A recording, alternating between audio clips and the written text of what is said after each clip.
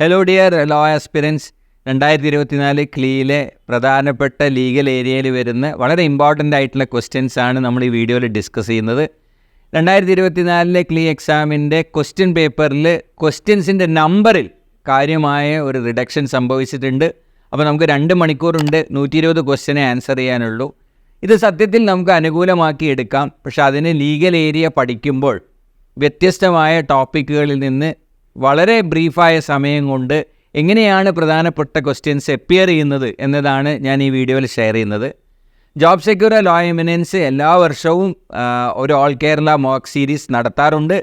ആ സീരീസ് ഉപയോഗപ്പെടുത്ത കുട്ടികൾക്ക് അത് വളരെ ഗുണമാകാറുണ്ട്. കാരണം നിങ്ങളുടെ പരീക്ഷയ്ക്ക് മുന്നേ തന്നെ നിങ്ങളുടെ സ്കോർ അറിയാനുള്ളൊരവസരമാണത്. ഓഗസ്റ്റ് 3-ാം തീയതിയായിരുന്നു നമ്മൾ ഈ പരീക്ഷ ഷെഡ്യൂൾ ചെയ്തിരുന്നത്.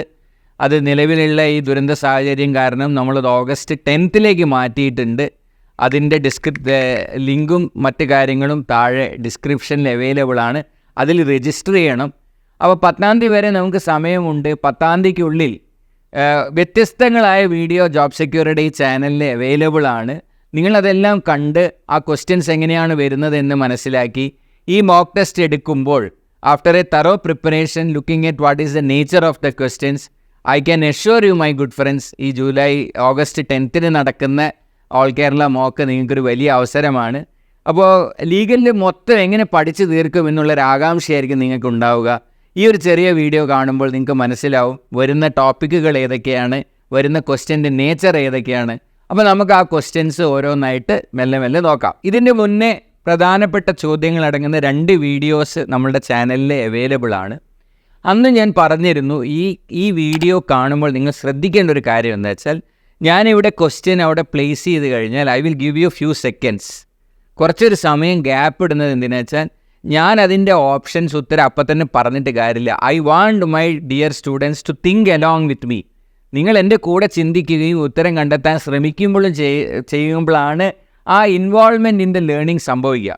അപ്പോൾ വളരെ പെട്ടെന്ന് നമ്മൾ കുറച്ച് ക്വസ്റ്റ്യൻസ് നോക്കും. പക്ഷേ ഞാൻ ക്വസ്റ്റ്യൻ കാണിച്ച ഉടനെ നിങ്ങൾക്ക് ഉത്തരം തരാത്തത് എന്തുകൊണ്ടാണെന്ന് വെച്ചാൽ, if you are getting a question like this, no fault means okay, ഉടനെ നമുക്ക് അറിയാൻ പറ്റുന്നത് ഏത് ടോപ്പിക്കിൽ നിന്നാണ് വരുന്നുണ്ടോ, ഓർമ്മയിൽ വരുന്നുണ്ടോ. ടോർട്ട് എന്ന ടോപ്പിക്കിലാണ്. ടോർട്ട് എന്ന ടോപ്പിക്കിൽ ഏത് ഏരിയയിലാണ് ഇത് വരുന്നത്. ചിലപ്പോൾ നിങ്ങൾ ഈ ക്വസ്റ്റ്യൻ കണ്ടിട്ടുണ്ടാവാം, എന്നാൽ ഇതിൻ്റെ ഓപ്ഷൻസ് വേണമെങ്കിൽ വരുമ്പോൾ മാറാൻ സാധ്യതയുണ്ട്. നോ ഫാൾട്ട് ലയബിലിറ്റി ടോർട്ടിലെ ഒരു പ്രധാനപ്പെട്ട ഏരിയയാണ്. ഓക്കെ, നോ ഫാൾട്ട് ലയബിലിറ്റി എന്ന് പറഞ്ഞാൽ എന്താ? ദ ക്ലെയിമൻറ്റ് ഓർ ദ പ്ലെയിൻറ്റിഫ്, അതായത് എനിക്ക് നഷ്ടപരിഹാരം കിട്ടണമെന്ന് പറയുന്ന ആളുടെ ഭാഗത്ത് അയാൾക്ക് എന്തിൻ്റെ ബേർഡൻ ഇല്ല, മറുഭാഗത്ത് ഒരു നെഗ്ലിജൻസ് ഉണ്ടായിരുന്നു എന്ന് അയാൾ പ്രൂവ് ചെയ്യണ്ട. മറുഭാഗത്ത് നോ ഫാൾട്ട് ഉണ്ടോ ഇല്ലയോ എന്നതല്ല ഇവിടെ ചോദ്യം. ചില പ്രത്യേക സാഹചര്യങ്ങളിൽ ഡിഫൻഡൻറ്റിൻ്റെ സൈഡിൽ, റോങ് ഡൂവറിൻ്റെ സൈഡിൽ ഫാൾട്ട് ഇല്ലെങ്കിൽ പോലും അയാൾ കോമ്പൻസേഷൻ കൊടുക്കേണ്ടി വരും. അപ്പോൾ അങ്ങനെ ആലോചിച്ച് നോക്കിയാൽ നിങ്ങൾക്ക് കാണാം ഓപ്ഷൻ സി ആണ് ഇതിൻ്റെ ഉത്തരമായി വരുന്നത്. You will be liable to pay the compensation even without there is any negligence or fault. അപ്പോൾ നോ ഫാൾട്ട് ലയബിലിറ്റി ഒരു വലിയ ബ്രാക്കറ്റാണ്. ഓക്കെ, ആ ബ്രാക്കറ്റിൻ്റെ അടിയിൽ 2 ലയബിലിറ്റീസ് ആണ് മനസ്സിലാക്കേണ്ടത്. ഒന്ന് സ്ട്രിക്റ്റ് ലയബിലിറ്റിയും ഒന്ന് ആബ്സല്യൂട്ട് ലയബിലിറ്റിയും. ഇനിയിപ്പോൾ സപ്പോസ് ഇവിടെ ലയബിലിറ്റി ഈവൻ വിത്തൗട്ട് നെഗ്ലിജൻസ് എന്ന് പറഞ്ഞിട്ട് ഇവിടെ ആബ്സല്യൂട്ട് ലയബിലിറ്റി എന്നായിരുന്നു തന്നത് വിചാരിക്കുക, അപ്പോൾ അത് ഉത്തരമാവും. കാരണം എന്താ, നോ ഫാൾട്ട് ലയബിലിറ്റിയുടെ അടിയിൽ വരുന്ന 2 ടൈപ്പ് ഓഫ് നോ ഫാൾട്ട് ലയബിലിറ്റിയാണ് എന്ത്, സ്ട്രിക്റ്റ് ലയബിലിറ്റിയും ആബ്സല്യൂട്ട് ലയബിലിറ്റിയും. അപ്പോൾ താഴെയുള്ള ചില ക്വസ്റ്റ്യനിൽ എന്താണ് ഈ സ്ട്രിക്റ്റ് ലയബിലിറ്റി ആബ്സല്യൂട്ട് ലയബിലിറ്റി എന്നുള്ള വ്യത്യാസം നമുക്ക് മനസ്സിലാക്കാം. അപ്പോൾ no fault liability means the defendant will have to compensate the plaintiff even if there is no negligence from his side. അതാണ് ഈ ക്വസ്റ്റ്യനിൽ നമ്മൾ പഠിക്കേണ്ട കോൺസെപ്റ്റ്. ഓക്കെ, എഗെയിൻ ഞാൻ പറഞ്ഞ പോലെ ഉത്തരം ഞാൻ ചാടിക്കയറി പറയുന്നില്ല. My dear friends, think along with me. Encumbrance എന്ന വാക്കിൻ്റെ അർത്ഥം എന്താണ്? ഇത് ലീഗൽ ടേംസിൽ നിന്ന് വരുന്നൊരു ചോദ്യമാണ്. നേരത്തെ ഞാൻ ടോർട്ടിനാണ് തന്നത്. വളരെ ശാസ്ത്രീയമായി സെലക്ട് ചെയ്തിട്ടാണ് my dear friends I M giving U questions from different topics. ഇത് ലീഗൽ ടേംസ് എന്ന് വന്നതാണ്. എൻകംബറൻസ് എന്ന് പറഞ്ഞാൽ എന്തായിരിക്കാം? ഉത്തരം എന്തെങ്കിലും മനസ്സിൽ വരുന്നുണ്ടോ? ഓക്കെ, ഇനി ഒന്നും വരുന്നില്ലെങ്കിലും നമുക്ക് ഇവിടെ കൺഫ്യൂഷൻ വരാൻ സാധ്യതയുള്ളത് എയും ഡിയും തമ്മിൽ മാത്രം. മറ്റേത് രണ്ടും ഒരിക്കലും വരില്ലല്ലോ. പക്ഷേ എൻകംബറൻസ് ഓൺ എ പ്രോപ്പർട്ടി എന്ന് പറഞ്ഞാൽ ദ ലയബിലിറ്റി, ആ വസ്തുവിൻ്റെ മുകളിലുള്ളൊരു കടബാധ്യതയൊക്കെയാണ് നമ്മൾ എൻകംബറൻസ് എന്ന് പറയാം. അപ്പോൾ വസ്തു വിൽപ്പനയൊക്കെ നടത്തുമ്പോൾ എൻകംബറൻസ് സർട്ടിഫിക്കറ്റ് കൊണ്ടുവരാൻ പറയും, അല്ലേ? വസ്തുവിൻ്റെ മുതലാളിയുടെ അടുത്ത് നിന്ന് എൻകംബറൻസ് സർട്ടിഫിക്കറ്റ് ചോദിക്കുന്നത് എന്തിനാ? അതിൽ വല്ല ബാങ്ക് പണയമോ മറ്റ് ജപ്തി നോട്ടീസോ അല്ലെങ്കിൽ കടബാധ്യതകളോ ഉണ്ടെങ്കിൽ അത് അതിൽ പ്രതിഫലിക്കും. അപ്പോൾ വസ്തുവിൻ്റെ മുകളിൽ മറ്റ് ബാധ്യതകൾ ഉണ്ടാകുന്ന സമയത്ത് വല്ല കുടികിടപ്പോ ഏത് തരത്തിലുള്ള ലയബിലിറ്റി ഉണ്ടാകുമ്പോഴാണ് എൻകംബറൻസ് ആവുക. ശ്രദ്ധിക്കണം, റെസ്ട്രിക്ഷൻ അല്ല. റെസ്ട്രിക്ഷൻ എന്ന് പറഞ്ഞാൽ എന്താ? നിയന്ത്രണങ്ങളാണ്. ഇപ്പോൾ റെസ്ട്രിക്ഷൻ എന്ന വാക്ക് തെറ്റിപ്പോകരുത്. റെസ്ട്രിക്ഷൻ നിയന്ത്രണം ഓൺ പ്രോപ്പർട്ടിയാണ്, ഇതോ ലയബിലിറ്റി ഓൺ പ്രോപ്പർട്ടിയാണ്. അതായത് ബാധ്യതയാണ്, ഇവിടെ നിയന്ത്രണമാണ്. അപ്പോൾ ഇതൊക്കെ ചോദിച്ചിട്ടുള്ള ചോദ്യമാണ്. ലീഗൽ ടേംസ് മനസ്സിലാക്കണം. ജോബ് സെക്യൂരിറ്റിയുടെ വീഡിയോസിലും മെറ്റീരിയൽസിലും പുതിയ പാറ്റേണിനും പുതിയ ലോസും ഇൻക്ലൂഡ് ചെയ്തിട്ടാണ് നമ്മൾ കുട്ടികൾക്ക് കൊടുക്കുന്നത്. അത് വളരെ ഉപയോഗപ്പെടുത്തണം എന്നാണ് എനിക്ക് നിങ്ങളോട് റിക്വസ്റ്റ് ചെയ്യാനുള്ളത്. ഒരുപാട് തവണ ചോദിച്ചിട്ടുള്ള ഒരു ചോദ്യമാണ്. അപ്പോൾ അതിൽ നമുക്ക് തെറ്റിപ്പോകുമ്പോൾ മാട്രിമോണിയൽ, വിവാഹ സംബന്ധമായ റൈറ്റ് എന്ന് തോന്നിയേക്കാം. എന്താണ് ചോദിച്ചിരിക്കുന്നത്? Right to have each other's company, രണ്ടുപേരുടെയും സഹവർത്തിത്വം ലഭ്യമാകാനുള്ള റൈറ്റിന് നമ്മൾ എന്താ പറയുക? കൺസോഷ്യം എന്ന് പറഞ്ഞാൽ ഒരുമിച്ച് ഉണ്ടാവല്ല, സാമീപ്യം. ഓക്കെ, അപ്പം നിങ്ങൾ നെറ്റിലൊക്കെ നോക്കുമ്പോൾ ഈ കോൺജിഗൽ റൈറ്റും മാരിറ്റൽ, അതായത് വിവാഹ സംബന്ധമായ റൈറ്റിൽ പെടുന്നതാണ്. പക്ഷെ കോൺജിഗൽ കുറച്ചും കൂടെ ബ്രോഡറാണ്. അതിലെ ഒരു സ്പെസിഫിക് റൈറ്റാണ് എന്ത്? Each other's right to have the company of the other person. അതിനെ നമ്മൾ കോൺസോഷ്യം എന്നാണ് പറയുക.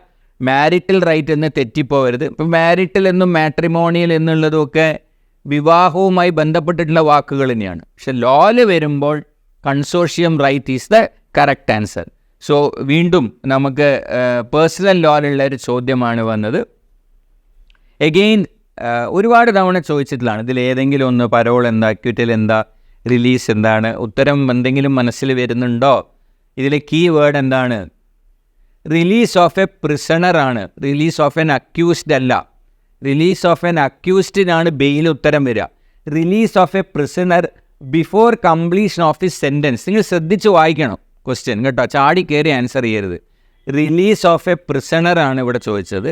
അതായത് ശിക്ഷിച്ച് ജയിലിലടച്ച ഒരാളെ അതിൻ്റെ മുന്നേ, ശിക്ഷാ കാലാവധി തീരുന്നതിൻ്റെ മുന്നേ പുറത്തു. അപ്പോൾ റിലീസ് എന്ന ഉത്തരം ഇവിടെ കാണുമ്പോൾ രണ്ടും കണ്ടോ? ഇങ്ങനെയൊക്കെയാണ് കുട്ടികൾ തെറ്റായിട്ട് ഗസ് ചെയ്യുക. അവിടെ റിലീസ് ഉണ്ട്, അപ്പോൾ ഇത് തന്നെയായിരിക്കും. റിലീസ് എന്ന് പറഞ്ഞാൽ വിട്ടു അല്ല. ഇവിടെ എന്താണ്? ജയിൽ പുള്ളിയായ ഒരാളെ, ഇവിടെ ശരിക്കും ടെമ്പററിലി എന്ന വാക്കും കൂടെ വരണം എന്നാണ് പരോൾ എന്ന് പറയുന്നത്. നമ്മളിപ്പോൾ സിനിമയിലൊക്കെ കാണാറില്ലേ, പരോളിലിറങ്ങി, ജാമ്യത്തിലിറങ്ങിയതല്ല, പരോളിലിറങ്ങിയതാണ്. പരോളിലിറങ്ങിയ ഒരാളെ അക്വിറ്റ് ചെയ്യുന്നുണ്ടോ? കുറ്റവിമുക്തനാക്കുന്നുണ്ടോ? ഇല്ല. പരോളിലെ ഒരാളെ മുഴുവനായിട്ട് ശിക്ഷ ഒഴിവാക്കിയിട്ട് വിടുകയാണോ? അല്ല. അയാളെ താൽക്കാലികമായി, അതുകൊണ്ടാണ് പറഞ്ഞത് release of before completion of his sentence. അയാളുടെ കാലാവധി മുഴുവൻ കഴിഞ്ഞിട്ടില്ല. അപ്പോൾ പരോൾ എന്താണ്? റിലീസ് എന്താണ്? കൺവിക്ഷൻ എന്താണ്? അക്വിറ്റൽ എന്താണ്? റെമിഷൻ എന്താണ്? പാർഡൺ എന്താണ്? റെസ്പൈറ്റ് എന്താണ്? ഇങ്ങനെ റിലേറ്റഡ് ആയിട്ടുള്ള കമ്മ്യൂട്ടേഷൻ എന്താണ്? ഇങ്ങനത്തെ റിലേറ്റഡ് ആയിട്ടുള്ള വാക്കുകൾ നിങ്ങൾ അറിഞ്ഞിരിക്കണം. ഇങ്ങനത്തെ വാക്കുകളെ സംബന്ധിക്കുന്ന ചോദ്യങ്ങൾ വരാറുണ്ട്. സോ ഞാൻ അതുകൊണ്ടാണ് ചോദ്യം ഇടുമ്പോൾ നിങ്ങളോട് ചോദിക്കുന്നത്, ഒന്ന് ഞാൻ റിക്വസ്റ്റ് ചെയ്യുന്നതെന്ന് വെച്ചാൽ ഇങ്ങനത്തെയൊക്കെ ചോദ്യം വരും, ചെറുതായിട്ടൊന്ന് തിങ്ക് ചെയ്യണം. എന്താണ് ചോദിച്ചത്? പ്രോസിക്യൂഷൻ സക്സീഡ് ചെയ്യുകയാണ്, റിസൾട്ട് ഓഫ് സക്സസ്ഫുൾ പ്രോസിക്യൂഷൻ. നിങ്ങളത് വിഷ്വലൈസ് ചെയ്ത് നോക്ക്. എക്സ് വൈനെ കുത്തി എന്ന് പറയുന്ന ഒരു കേസാണ്. അതിൽ എക്സിന് വേണ്ടിയിട്ടാണ് ഹാജരാവുക? പ്രോസിക്യൂഷൻ ഹാജരാവുക. എക്സിന് വേണ്ടിയിട്ട് എന്നുള്ളതല്ല, എക്സ് വൈനെ കുത്തിയ ഒരു കേസിൽ വൈക്കെതിരെ ഉള്ള ഒരു അക്രമം മാത്രമല്ല, അത് സ്റ്റേറ്റിനെതിരെ ഉള്ളൊരു അക്രമമാണ്. അതുകൊണ്ട് കുറ്റക്കാരനായ കുത്തി എന്ന് പറയുന്ന എക്സിനെതിരെ വിചാരണ ചെയ്യുന്നത് ആരായിരിക്കും? പ്രോസിക്യൂഷനായിരിക്കും. അപ്പോൾ പ്രോസിക്യൂഷൻ ജയിച്ചാൽ സ്വാഭാവികമായിട്ട് എന്ത് സംഭവിക്കും? കുത്തിയ എക്സ് ശിക്ഷിക്കപ്പെടും, അല്ലേ? അപ്പോൾ result of A successful prosecution result in conviction. Failure of A prosecution results in acquittal. Result of A successful defence of A criminal case results in acquittal. പ്രതിഭാഗം വക്കീലാണ് കേസ് ഭംഗിയായിട്ട് ഡിഫെൻഡ് ചെയ്തത്. അപ്പോഴെന്ത് സംഭവിക്കും? പ്രതിയെ വെറുതെ വിട്ടുപോകും. ഇവിടെ പ്രോസിക്യൂഷൻ വിജയിച്ചാൽ, നമ്മൾ സിനിമയിൽ കാണാറില്ലേ, പ്രോസിക്യൂഷൻ പ്രതിക്കെതിരെയുള്ള കുറ്റം സംശയാതീതമായി തെളിയിച്ചതുകൊണ്ട് പ്രതിയെ ജീവപര്യന്തം തടവിൽ ശിക്ഷിക്കുന്നു. So successful prosecution leads to conviction of the accused. എന്നാൽ ഈ ഒരു ക്വസ്റ്റ്യൻ വളരെ വളരെ റെലവൻ്റ് ആണ്. പഠിക്കാതെ പോയാൽ നമ്മൾ ഇതിൽ ഓപ്ഷൻ തെറ്റിക്കാൻ സാധ്യതയുണ്ട്. Again I M telling, read the question, think within inside your self. എന്താണ്? വളരെ വളരെ കോമൺ ആയിട്ടുള്ളൊരു ചോദ്യമാണ്. ഒരാളെ ഒരേ ശിക്ഷയ്ക്ക് ഒരേ കുറ്റത്തിന് 2 തവണ ശിക്ഷിക്കരുത് ഫോർ ദ സെയിം ഒഫൻസ്. ഭരണഘടനാപരമായ ഒരു റൈറ്റാണിത്. ആർട്ടിക്കിൾ 20 വരുന്ന റൂൾ അഗെയിൻസ്റ്റ് ഡബിൾ ജിയോപാഡി. നമ്മൾ ശ്രദ്ധിക്കാതെ പോയാൽ ഒരാളെ 2 തവണ കൺവിക്റ്റ് ചെയ്യരുത് എന്നല്ലേ? അപ്പോൾ അതിന് ഈ ഉത്തരം തെറ്റി എഴുതരുത്.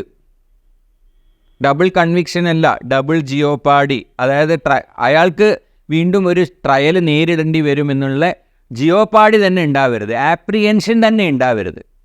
ഒരുപാട് തവണ ചോദിച്ച ചോദ്യമാണ് ഡബിൾ ജിയോപാഡി എന്ന് പറഞ്ഞാൽ എന്താ? ഒരാളെ ഒരേ കേസിന് 2 തവണ ശിക്ഷിക്കരുത്. ആ പ്രിൻസിപ്പിളായിട്ടും നമുക്ക് ചോദ്യം വരാൻ സാധ്യതയുള്ളൊരു ക്വസ്റ്റ്യനാണിത്. വളരെ കോമൺ ആയിട്ടുള്ള ഒരു ചോദ്യം. Any answer coming to you? Because കാരണം നിങ്ങൾ സ്ഥിരം കാണുന്ന ഒരു ഓപ്ഷൻ ആയിക്കോളണമെന്നില്ല ഇവിടെ ഉള്ളത്. എന്താ ചോദിച്ചത്? പാർട്ടിസിപ്പൻ്റ് ഇൻ കമ്മീഷനാണ്. അതായത് എക്സും വൈയും കൂടെ സെഡിനെ തല്ലിയാൽ എക്സും വൈയും എന്ത് ചെയ്യുന്നുണ്ട്? അതിൽ പാർട്ടിസിപ്പേറ്റ് ചെയ്യുന്നുണ്ട്. പക്ഷേ എക്സ് ചിലപ്പോൾ സെഡിനെ തല്ലിക്കൊള്ളണമെന്നില്ല. എക്സ് എന്ത് ചെയ്തിട്ടേ ഉണ്ടാവുള്ളൂ?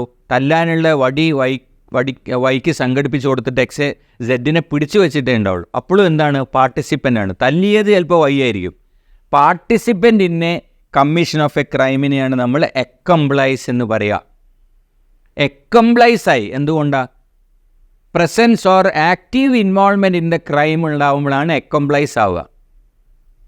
ഒരു ക്രൈമിനെ അസിസ്റ്റ് ചെയ്താൽ അയാൾ എബറ്റർ ആവും. അപ്പോൾ അക്കംപ്ലൈസും ഒരു ടൈപ്പ് എബറ്ററാണ്. പക്ഷേ എബറ്റർ ചിലപ്പോൾ ആക്റ്റീവ് ഇൻവോൾവ്മെൻറ്റ് നിർബന്ധമില്ല. എബറ്റ്മെൻറ്റ് ബൈ കോൺസ്പിറസി ആവാം. ഗൂഢാലോചനയിൽ പങ്കെടുത്തിട്ട് എബറ്റ് ചെയ്യാം. ഓക്കെ, എബറ്റ് ബൈ എയ്ഡിങ് ആയിരിക്കാം. പക്ഷെ ഇവിടെ എയ്ഡിങ് അല്ല ചെയ്തത്, പാർട്ടിസിപ്പേറ്റ് ആണ് ചെയ്തത്. അതുകൊണ്ടാണ് ഉത്തരം അക്കംപ്ലൈസ് ആയി മാറിയത്. ഓക്കെ, അപ്പം ഇതിപ്പോൾ നമ്മൾ പീനൽ ലോയിലെ അല്ലെങ്കിൽ ലോ ഓഫ് ക്രൈംസിൽ നിന്നുള്ള ഒരു ടേമാണ് നോക്കിയത്. So go for different types of questions, different subjects. ഞാനതാ പറഞ്ഞ് August 10 നടക്കുന്ന മോക്ക് ടെസ്റ്റിൽ നിങ്ങൾ സ്കോർ മെച്ചപ്പെടുത്തണമെങ്കിൽ ലോ മാത്രം കണ്ടാൽ പോരാ. ഇംഗ്ലീഷിലെയും GK-യിലെയും ന്യൂമറിക്കൽ എബിലിറ്റിയിലെയും ധാരാളം വീഡിയോസ് നമ്മുടെ ചാനലിൽ അവൈലബിൾ ആണ്. അപ്പോൾ ഈ ക്വസ്റ്റ്യൻസിലൂടെ കടന്നു പോയിട്ട് ഇംപ്രൂവ് യുവർ സെൽഫ് കോൺഫിഡൻസ്. അപ്പോൾ ഇതിൽ നമ്മൾ കാണുന്നത് ഇത് ക്ലീ എക്സാമിൽ ചോദിച്ചൊരു ചോദ്യമാണ്. ഇതൊരു കോമൺ സെൻസ് ക്വസ്റ്റ്യനാണ് മൈ ഡിയർ ഫ്രണ്ട്സ്. കാരണം ഇതിൽ കൂടുതലൊന്നും ചിന്തിക്കാനില്ല. സെൻട്രൽ ഗവൺമെൻറ് വസൂലാക്കാത്ത നോട്ടാണ്, നോട്ട് പേയബിൾ ആണ്. വസൂലാക്കാത്ത ടാക്സ് ഏതാണെന്നാണ് ഇതിൽ. സ്വാഭാവികമായിട്ട് ആലോചിച്ച് നോക്കൂ. നമ്മൾ ടെക്സ്റ്റ് ബുക്ക് മാത്രം പഠിച്ചാൽ പോരാ. ചിലപ്പോൾ വീട്ടിലെ ഭൂമി നികുതി അടയ്ക്കാൻ വില്ലേജ് ഓഫീസിൽ ആരെങ്കിലും പോയിട്ടുണ്ടോ? വില്ലേജ് ഓഫീസിൽ പോയിട്ടുണ്ടെങ്കിൽ അവിടെയാണ് നമ്മൾ ലാൻഡ് റവന്യൂവിൻ്റെ ടാക്സ് അടയ്ക്കുക. ഓക്കെ, അപ്പോൾ ഇത് ഒരു എന്താ പറയുക, സ്റ്റേറ്റ് ഗവൺമെൻറ്റിൻ്റെയും തദ്ദേശ സ്വയംഭരണ സ്ഥാപനത്തിലേക്കും പോകുന്ന ഡ്യൂട്ടി അല്ലെങ്കിൽ ടാക്സ് ആണ്. കസ്റ്റംസ് അല്ലേ, എയർപോർട്ടിൽ ഇറങ്ങിയാൽ നമുക്ക് കാണില്ലേ customs officer central government officer അല്ലേ. ഇൻകം ടാക്സ് സെൻട്രലിലേക്കാണ് പോവുക. വെൽത്ത് ടാക്സും ഒരു pan India wealth tax central ഗവൺമെൻറ്റിൻ്റെ കൺട്രോളിൽ വരുന്നതാണ്. അപ്പോൾ which of the following is not payable to the central government എന്നുള്ള ചോദ്യത്തിൻ്റെ ഉത്തരം വരെ ഏതാണ്? ലാൻഡ് റവന്യൂ ആണ് സെൻട്രൽ ഗവൺമെൻറ്റിലേക്ക് നമ്മൾ അടയ്ക്കാത്ത നികുതി. ഓക്കെ, അപ്പോൾ ആ നോട്ട് കാണാതെ പോയാൽ ഈ ഉത്തരം വെറുതെ തെറ്റും കേട്ടോ. ഓക്കെ, ഉത്തരം അറിയോ? ഉത്തരം അറിഞ്ഞാൽ പോരാ, അവിടെ ഒന്ന് പോകണമെന്നുള്ള മോഹം ഉണ്ടാവണം. ഓക്കെ, എപ്പോഴാണ് നിങ്ങൾക്ക് പോകാൻ പറ്റുക? ക്ലീയിൽ നല്ല സ്കോർ നേടുക. അത് കഴിഞ്ഞിട്ട് ഒരു ജുഡീഷ്യൽ ഓഫീസർ ആകുമ്പോൾ നാഷണൽ ലെവലിൽ ജുഡീഷ്യൽ അക്കാഡമിയിൽ പോയിട്ട് ഹയർ ജുഡീഷ്യറിയിലേക്ക് ക്വാളിഫൈ ചെയ്യുമ്പോൾ നമ്മൾ ജുഡീഷ്യൽ അക്കാഡമിയിൽ പോയിട്ടാണ് we brush up and upgrade our knowledge. National judicial academy സ്ഥിതി ചെയ്യുന്നത് ഭോപ്പാലിലാണ്. ഇത് ചോദിച്ചിട്ടുള്ള ചോദ്യമാണ്. നമ്മുടെ പ്രൊഫഷനുമായി ബന്ധമുള്ള ഒരു സ്ഥാപനമാണല്ലോ അത്. ഏറ്റവും ഉയർന്ന തരത്തിൽ നിയമത്തെക്കുറിച്ച് ട്രെയിനിങ് കൊടുക്കുന്ന ഒരു അക്കാഡമിയാണ്. It is located in Bhopal. Okay, ഇത് ഒരുപാട് പേര് തെറ്റിക്കുന്നത് ഞാൻ കാണാറുണ്ട്. ഉത്തരം മനസ്സിൽ വരുന്നുണ്ടോ? എന്താ ചോദിച്ചിരിക്കുന്നത്? Who have the constitutional right to audience in all Indian courts. ഇന്ത്യയിലെ എല്ലാ കോടതികളിലും റൈറ്റ് ടു ഓഡിയൻസ് ആണ് ചോദിച്ചത്. റൈറ്റ് ടു ഓഡിയൻസ് എന്ന് പറഞ്ഞാൽ എന്താ? ഇന്ത്യയിലെ ഏത് കോടതിയിൽ വേണേൽ ഹാജരായിട്ട് കേസ് പ്രസൻറ്റ് ചെയ്യാൻ, on behalf of central government case present ചെയ്യാൻ അറ്റോർണി ജനറലിനാണ് പവർ ഉള്ളത്. ചീഫ് ജസ്റ്റിസ് ഓഫ് ഇന്ത്യ എന്ന് തെറ്റിപ്പോകരുത് സുഹൃത്തുക്കളെ. Chief justice will not go to any court and argue a case, അല്ലേ? അദ്ദേഹം ബെഞ്ചിൻ്റെ ഭാഗമല്ലേ, ബാറിൻ്റെ ഭാഗമല്ലല്ലോ. അപ്പോൾ ഈ റൈറ്റ് ടു ഓഡിയൻസ് എന്താണ് എന്ന് മനസ്സിലാകാതെ പോകുമ്പോഴാണ് ഇത്തരം ഉത്തരം തെറ്റിപ്പോകുന്നത്. റൈറ്റ് ടു ഓഡിയൻസ് എന്ന് പറഞ്ഞാൽ എന്താ? ഇന്ത്യയിൽ ഏത് കോടതിയിലും അറ്റോർണി ജനറലിന് റെപ്രസെൻറ്റ് ചെയ്യാനുള്ള റൈറ്റ് ഉണ്ട്. Is the first law officer of the country. Okay, simple question. Variety നോക്കണേ നിങ്ങൾ. ഞാൻ ഒരൊറ്റ ചെറിയ വീഡിയോയിൽ പ്രിയാമ്പിളിന് ചോദ്യമുണ്ട്, ബോറോഡ് ഫീച്ചേഴ്സ് ചിലത് ചോദിക്കുന്നുണ്ട്, ലീഗൽ ടേം ചോദിക്കുന്നുണ്ട്, ലീഗൽ GK ചോദിക്കുന്നുണ്ട്. ഇല്ലാത്ത വേർഡ് ഏതാണ് എന്നുള്ള ചോദ്യം ആൻസർ ചെയ്യണമെങ്കിൽ ഉള്ള വാക്കുകളെക്കുറിച്ച് കൃത്യം ധാരണ വേണം. ജസ്റ്റിസ് എന്ന വാക്കില്ലേ, സോവറിൻ എന്ന വാക്കില്ലേ, സോഷ്യലിസ്റ്റ് എന്ന വാക്ക് നമ്മൾ അമെൻമെൻറ്റിലൂടെ ആഡ് ചെയ്ത് ചേർത്തിയില്ലേ, എത്ര തരം ജസ്റ്റിസ് ഉണ്ട്, എന്തുകൊണ്ടാണ് നമ്മൾ സോവറിൻ ആണെന്ന് പറയുന്നത്. എന്നാൽ മൊറാലിറ്റി എന്ന വാക്ക് പ്രിയാമ്പിളിൽ പ്രത്യക്ഷത്തിൽ ആഡ് ചെയ്തിട്ടില്ലാത്ത, അല്ലാതെ ഉൾപ്പെടുത്തിയിട്ടില്ലാത്ത വാക്കാണ്. അപ്പം ഇങ്ങനത്തെ ഉത്തരം ചെയ്യത്തിൽ പറ്റുന്ന ഏറ്റവും നിർണായകമായ സംഗതി ഈ നോട്ട് കാണാതെ പോകലാണ്. നോട്ട് കണ്ടില്ലെങ്കിൽ ക്വസ്റ്റ്യൻ റീഡ് ചെയ്യുന്നതിൽ നമുക്ക് തെറ്റും, ക്വസ്റ്റ്യനെ കുറിച്ച് ഐഡിയ കിട്ടാതെ വരും. Okay, any clue? What is the answer? Court of record. ഒരുപാട് പേര് തെറ്റിപ്പോകുന്നതാണ്. റെക്കോർഡുകൾ സൂക്ഷിക്കുന്ന കോടതിയെയാണ് കോർട്ട് ഓഫ് റെക്കോർഡ് എന്ന് തെറ്റിപ്പറയും. അല്ല, കോടതി അലക്ഷ്യത്തിന് കേസെടുക്കാൻ പറ്റുന്ന കോടതികളെയാണ് എന്ന് വിളിക്കുക? കോർട്ട് ഓഫ് റെക്കോർഡ് എന്ന് പറയുക. അങ്ങനെയാണെങ്കിൽ കോർട്ട് ഓഫ് റെക്കോർഡ് ഇന്ത്യയിലുള്ളത് ഏതൊക്കെ കോർട്ട് ഓഫ് റെക്കോർഡ് എന്ന് പറയുന്ന ആ സ്റ്റേറ്റസ് ഉള്ളത് ഏത് കോടതികൾക്കാണെന്ന് നിങ്ങൾ താഴെ കമൻറ്റ് ബോക്സിലിട്. നിങ്ങൾക്ക് ഈ കോൺസെപ്റ്റ് മനസ്സിലായോ ഞാനൊന്ന് നോക്കട്ടെ.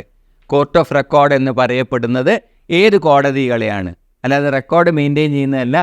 കോടതി അലക്ഷ്യത്തിന് ശിക്ഷിക്കാൻ പവറുള്ള, കണ്ടംപ്റ്റ് ഓഫ് കോർട്ട് ആക്ട് പ്രകാരം കോടതി അലക്ഷ്യത്തിന് ശിക്ഷിക്കാൻ ഓതറൈസേഷൻ കൊടുത്തിട്ടുള്ള കോടതികളെയാണ് കോർട്ട് ഓഫ് റെക്കോർഡ് എന്ന് വിളിക്കുക. Comment below which courts are court of records or which courts have the power to prosecute for contempt of court. അത് താഴെ നിങ്ങൾ കമൻറ്റിൽ ഇടുക. ഓക്കെ, നല്ലൊരു ചോദ്യമാണ്, വരാമെന്ന് പ്രതീക്ഷിക്കാവുന്ന ചോദ്യമാണ്. സുപ്രീം കോടതി ജഡ്ജിനെ എങ്ങനെയാണ് നീക്കം ചെയ്യുക എന്നുള്ള പ്രോസസ്സ് മനസ്സിൽ വരുന്നുണ്ടോ? സുപ്രീം കോടതി ജഡ്ജിനെ പ്രസിഡൻറ്റിന് നാളെ ഒരു ലെറ്റർ കൊടുത്തിട്ട് നാളെ മുതൽ ജോലിക്ക് വരണ്ട എന്ന് പറയാൻ പറ്റുമോ? ഇല്ല. സുപ്രീം കോടതി judge can be removed from office only through impeachment. അപ്പോൾ ഇംപീച്ച് ചെയ്യാനുള്ള ഗ്രൗണ്ട് എന്താണ് എന്നതാണ് ചോദ്യം. Any clue? തെറ്റായ വിധി എഴുതിയാലോ ഇതൊക്കെ തെറ്റിദ്ധരിക്കും നമുക്ക് എന്ത് വേണം? Proven misbehaviour or incapacity. Proven. Okay, ഈ ഇൻകപ്പാസിറ്റിയിൽ പെടുന്നതാണ് സെനിലിറ്റിയും അബദ്ധങ്ങളായ ജഡ്ജ്. സെനിലിറ്റി എന്ന് പറഞ്ഞാൽ വിഭ്രാന്തി. ഓക്കെ, എന്താ ജഡ്ജ്മെൻറ്റിലൊക്കെ സെൻസ് ഇല്ലാതെ ആയാൽ അതൊക്കെ. പക്ഷേ ഇൻകപ്പാസിറ്റി എന്ത് വേണം? പ്രൂവൺ. ഒന്ന് ശ്രദ്ധിക്കണം, സുപ്രീം കോടതി ജഡ്ജിയുടെ ഗ്രൗണ്ട് ഫോർ ഇംപീച്ച്മെൻ്റ് ആണ് ചോദിച്ചത്. പ്രസിഡൻറ്റിൻ്റെ ഗ്രൗണ്ട് ഫോർ ഇംപീച്ച്മെൻ്റ് എന്താണ് എന്ന് നിങ്ങൾക്ക് ഇപ്പോൾ ഓർക്കാൻ പറ്റുന്നുണ്ടെങ്കിൽ കമൻറ്റ് ബിലോ. ഞാനിത് പറയുന്നത് എന്തുകൊണ്ടാണ് അറിയോ? പ്രസിഡൻറ്റിനുള്ള ഗ്രൗണ്ട് വേറെയാണ്, ഹയർ ജുഡീഷ്യറിയിലുള്ള ജഡ്ജസിനുള്ള ഇംപീച്ച്മെൻറ്റിൻ്റെ ഗ്രൗണ്ട് വേറെയാണ്. അത് നിങ്ങൾ കമൻറ്റ് ചെയ്യാൻ ഒരു ആക്ഷൻ എടുക്കുമ്പോഴാണ് ലേണിംഗ് സ്ട്രോങ് ആവുക. So A judge of supreme court or A high court can be removed only the ground available is proven misbehaviour or incapacity. ഇപ്പോൾ വളരെ ക്വിക്കായിട്ട് വളരെ ഗുണകരമായിട്ടുള്ള 15ഓളം ചോദ്യങ്ങളാണ് ഈ ചെറിയ വീഡിയോയിൽ ഞാൻ ഇപ്പോൾ നിങ്ങളുമായി ഡിസ്കസ് ചെയ്തത്. ഇത് കൂടാതെ 2 വീഡിയോ നേരത്തെ പബ്ലിഷ് ചെയ്തതുണ്ട്. ഇതിൻ്റെ സീക്വൽ ഒരു വീഡിയോയും കൂടെ വരാനുണ്ട്. ഈ തരത്തിലുള്ള ക്വസ്റ്റ്യൻസും ലീഗിന് മാത്രം നോക്കിയാൽ പോരാ. Job secure is providing U enough resources in English, GK as well as numerical ability. ഇതെല്ലാം കാണുക, നമ്മളുടെ റിസോഴ്സസ് ഉപയോഗപ്പെടുത്തുക. ഓഗസ്റ്റ് 10 നടക്കുന്ന ഓൾ കേരള മോക്കിൽ നിങ്ങളുടെ സ്കോർ നേരത്തെ അറിഞ്ഞിട്ട് be there with self confidence. All the best.